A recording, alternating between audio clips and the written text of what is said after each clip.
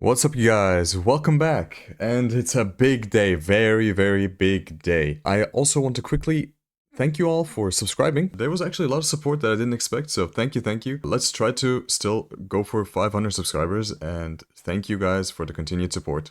I'll try my best for you. So, big, huge, like, monster patch notes drop. It's a nuke, like, totally life-changing for us Maplestory players. So, there's a little thing that I think is kind of, like, not optimal.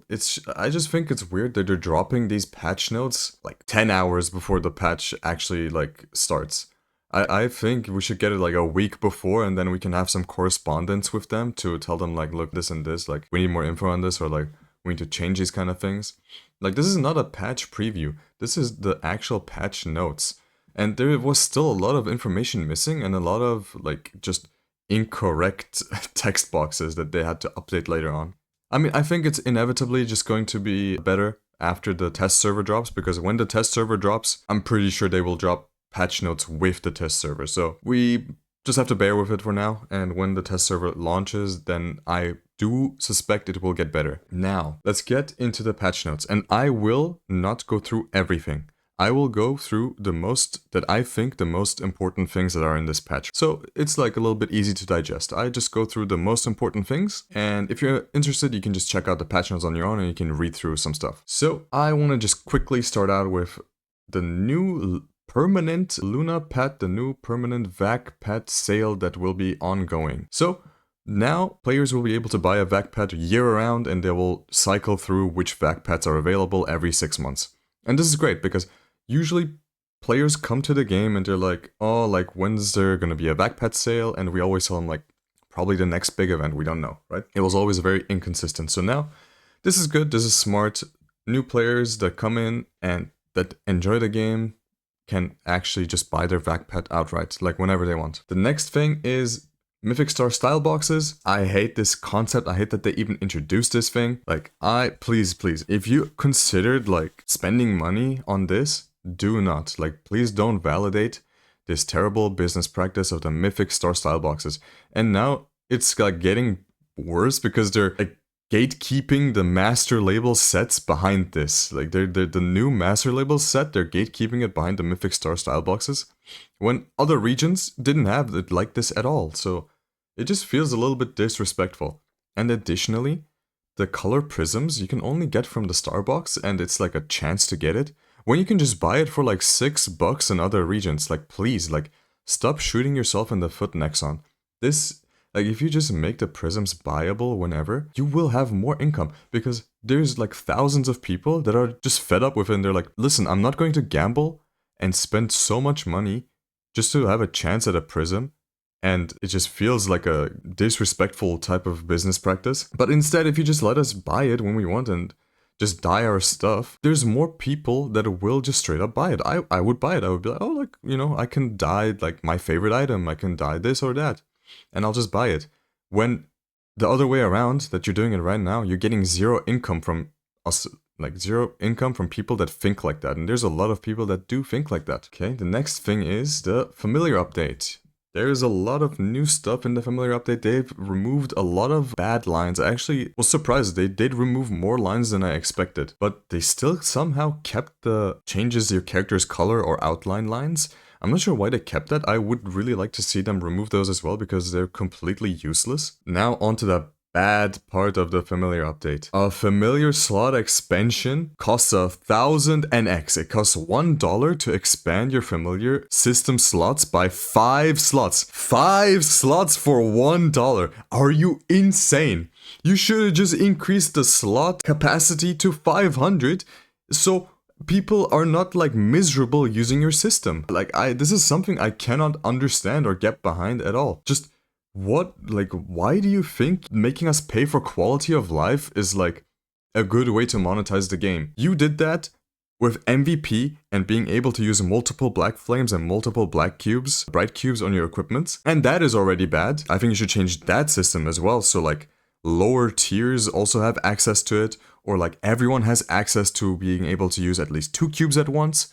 And then the higher MVP tiers get more of that, right? But at least let everyone experience some sort of quality of life. So for this, for example, for the familiar update, just set it to 500 for everyone. And then if people want more than that, then okay, feel free to buy. Right? But you need to facilitate a base level of quality already for everyone. This just is so scummy and so greedy. And the next thing that is also attached to this, it's attached at the hip, familiar breakthrough cards. So what I am estimating, they're going to tie this into the new familiar like expedition thing. So they announced a new familiar expedition thing that's going to come next month. And with that expedition thing, you can send your familiars on missions and they can bring back like very valuable items. And they did say that the stats of your familiars do matter. So like the attack and the defense that your familiar itself has matters for these expeditions and how successful it is and what you will like get in return when they come back. And with these breakthrough cards, you can increase the level cap of your familiar and you can basically make it stronger. So I think they're going to pay to win the familiar expedition system with this. And it is $6 for one breakthrough card. This is just so weird. They're going to introduce a new system that is potentially good and they're just breaking it by making it pay to win.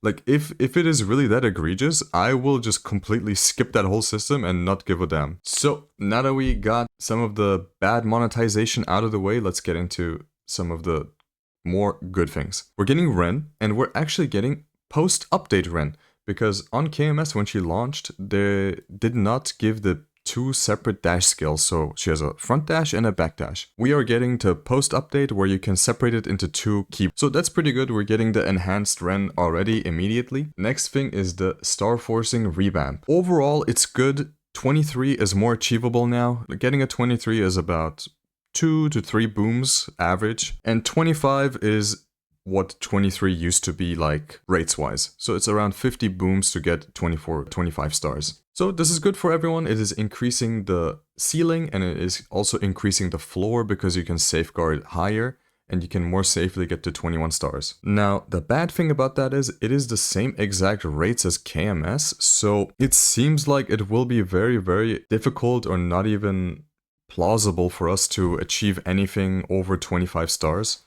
Because that takes like 200, 300 spares. Like, I think 26 and above is like super crazy to get. And even 25 stars is 50 booms, and that is crazy. On KMS and other rec servers, like, it is not that big of a deal because there's infinite spares. You can just go and buy one. You can just go, okay, you boomed it, you go buy another one. You boomed it, you go buy another one. But for us, for like pitch, for example, you can only restore one a week. So if you restore one a week, you're stuck on the same item trying to get it to 25 for 50 weeks, potentially, for each item. I think we should have gotten a little bit of an adjustment to the rates. Just reduce the boom chance and increase the failure chance, right? If it's just about people having something to sink their meso into, then that is perfectly fine to do. Just reduce the boom chance a little bit for us and increase the failure chance. You don't have to increase the success chance, right? You don't want to make it too easy, but at least make it plausible for us. Then, adding on to that, the restoration system seems pretty good. It's kind of disheartening that you cannot restore Eternals the way it seems right now.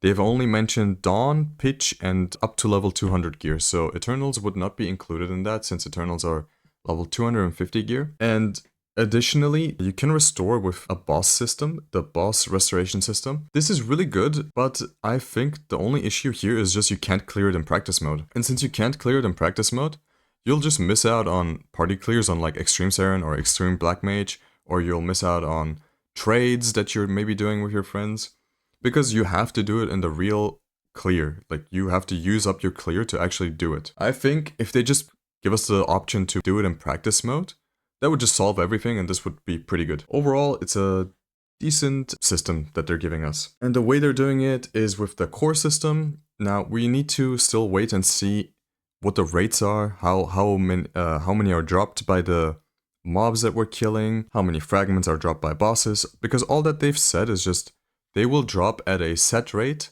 so our drop rate will not affect it. And that could be, who knows, like 3 every like hard clear on a boss, or like an average of every 100 mobs will drop 1. So we don't know. It could be bad or it could be good depending on the actual rates. And the way you actually do it is you get these star fragments, and there's 2 different types, and depending on what type of item you want to restore, you need more or less of each, right? Pitches need, for example, 50 and one of the big ones. Then there's also the equipment creation that they have added. So you will be able to basically create the gear. You will be able to create the gear through acquiring enough Whisper Crystals from various bosses. And it seems like all of the bosses will just drop the same crystals, and once you've accumulated enough, you can just open it and pick any pitch that you want. Total control is excluded from this. They did update that, and they did say that it is excluded, which is, you know, whatever. I guess that is one thing that you're still a little bit of a RNG lock on it, but at least you can pick up a Genesis badge and a Meteor's Rage and everything else. Now moving on to the Genesis Pass. So the Genesis Pass is something really good. You've probably already heard about this, you've probably looked into this. It will basically triple the amount of darkness traces you're getting on your liberation quest, and effectively tripling the speed of your liberation. You can, if you're min-maxing it, you can actually liberate within 4 weeks, which is crazy to think about. And on GMS, they're allowing you to buy it twice per account. All the other regions, you can only buy it once. Here, you can buy it twice. I personally will only be buying it once, and I'll just do my other hyperburn normally. Additionally, it will give you buffs for all the C10 bosses and all the other bosses that are included in the liberation quests. So that is good. The extra Arcane Force is actually very good. It will give you 1.1 against Black Mage for free. So yeah, that is great. They did fix the incorrect statement on the Sunday star forcing. It is now the proper 30% reduced boom rate until 21 stars instead of the 5, 10, 15. The next thing we have here is the Arcane Seal, and this is something for Challengers World that will basically just help you get some extra power. You can treat this as one extra piece of strong gear. Please watch Kobe's video, Iceling Guns, on YouTube. Please watch his video on the guide of this. It is very detailed, and you will learn a lot about the system from him. But basically, this is something that you can do additionally to get some extra power on Challengers World. Now let's move on to Arthur's rental gear. This is actually sort of better than expected. The gear here is sort of strong. You can compare it to like level 160 and 20 star gear, and they will have 3 line potentials for your main stat. So this is not bad. And initially when I read through it, it seemed like you can only rent it for Meso once, and after that you have to buy it with Maple Points or like actual cash. But it actually says that resets every week. So every week you can rent it the first time with Meso. And I actually came up with a pretty good strat that you can use for your first week of Challengers World, and I will make another video on that. It is like some secret, forbidden, hidden tech, and I think it will be quite good to actually do. Then we got the buff sequence system. This is great. You don't have to manually use every single buff anymore. You can just pop the sequence and you won't forget any buffs anymore before entering the fight, or even before farming or whapping. So this is great. Quality of life, love it. The ring swap skill. We're actually getting the ring swap skill early. I think KMS did not get it immediately on the Ren or Challenger World drop, but we're getting it early, and that is quite nice. Because before you had to like fumble around in your inventory or like do some wacky shit with your presets, sit still for 5 seconds, you can't attack, and then you can weapon swap. Now, you just press the button and immediately you're swapping your ring, and that is great for extended bursts, and it is great for classes that have a dedicated 1 minute burst. Now, the big 2 monster flubs they made. The first big one is no unified cash shop. This is especially bad considering every single other region has gotten it at this point. MSC has just announced it, KMS has gotten it. We're the one region that is being gimped. They're disrespecting us clearly. They think we can't see that every other region is getting it. They think we're not connected. So we need to speak up about it. We need to let them know this is something that we want. This is something that will be healthy for the game. Because me, as an example, the same way I used it as an example earlier, I sometimes just don't buy boxes, SSBs, because I'm like, okay, like I'll buy it on one character and I don't get what I want, or I'll get the wrong gender of it, I'll get the wrong gender clothes, and then I just don't want to use it, right? But if I have the option to just transfer it to another character and make use of it, I'll be more likely to actually buy these NX items, because it just seems like you're so limited in it. And if they actually free it up and let's just move around the items that we paid our own money for, I think more people will spend money. Now the second thing is the Erda quest weekly problem. It is amazing what they've done with the quest. They've turned it from a daily into a weekly. they've increased the amount of frags you get relatively to it, and they've also increased the amount of Erda you're getting relatively to it. I think it's around like 33%, you're getting 33% more Erda, and this is great, right? But there's a big issue. They've made it limited to once per account. I don't understand this. There are people that play on both servers. There's people that play Reg server and Heroic. There's people that play Chronos and Hyperion.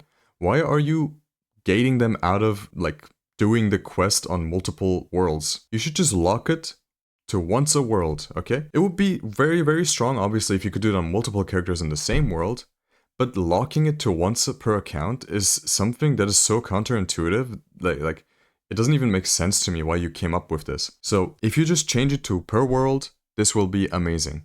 Especially with Challenger World coming up.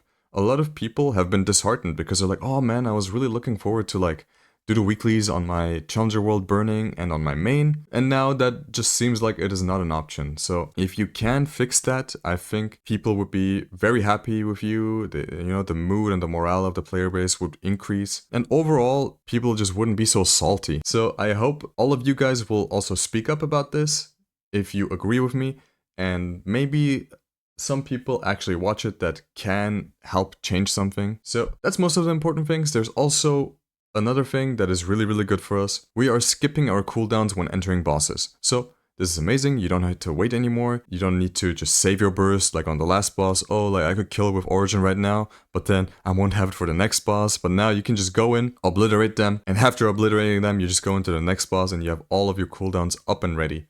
Amazing, amazing, amazing. This will just like make the game so much more enjoyable. Because sometimes I just go on the boss, fail my burst because I'm in drop gear, leave, and then I'm like, okay, fuck, now I need to wait for 6 minutes for my burst. But now you just leave, swap your gear, re-enter, and all your cooldowns are reset. So this is amazing, amazing, amazing. All in all, this patch is actually a big, big fat W for all of us, right? Obviously, the sentiment of the community might be a little bit sour right now because of the few big blunders that they've made, because we're feeling disrespected, obviously. But let's not pretend like the patch is bad. The patch is actually amazing, and you will all notice it and feel the quality of life improvements from your regular gameplay. So let's all keep our head up. Thank you guys for watching. Please like and subscribe and share if you have any friends that are interested in this, and see you on the next one.